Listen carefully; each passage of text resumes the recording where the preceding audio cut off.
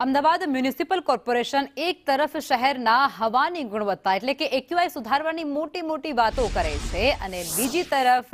મનપાની જ બેદરકારીથી હજારો ઊભા વૃક્ષોના મોત થઈ રહ્યા છે। શહેરના રોડ અને ફૂટપાથના નવા કામોમાં કોન્ટ્રાક્ટરો અને એન્જિનિયરોએ વૃક્ષોના થડ સાથે જ પેવર બ્લોક અને આરસીસી કરી દેતા વૃક્ષોને મળતું પોષણ અટકી ગયું છે અને આ ગંભીર બાબત રીક્રિએશન કમિટીના ચેરમેન જયેશ ત્રિવેદીના ધ્યાને આવતાની સાથે જ તેમણે તંત્રને ખખડાવ્યું છે અને તાત્કાલિક ધોરણે ઝાડ પાસે જગ્યા રાખવાની સૂચના આપી છે।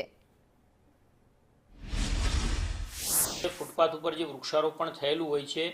એના થડને અડીને એ આરસીસીનો માલ ભરવામાં આવે છે। આનાથી એવું થાય છે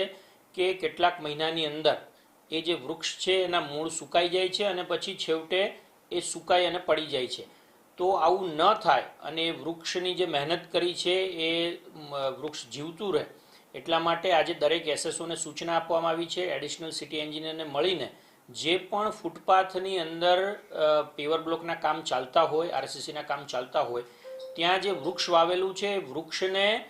ના મૂળને સફિશિયન્ટ જગ્યા મળી રહે અને એ જીવિત રહી શકે એટલી જગ્યા છોડી અને આરસીસી પેવર બ્લોકનું કામ કરવામાં આવે કે જેનાથી એ વૃક્ષને પાણી પણ પાઈ શકાય અને એ વૃક્ષ જે છે જીવી પણ શકે એ પ્રકારની સૂચના દરેક ઝોનના એસએસઓને આપવામાં આવી છે।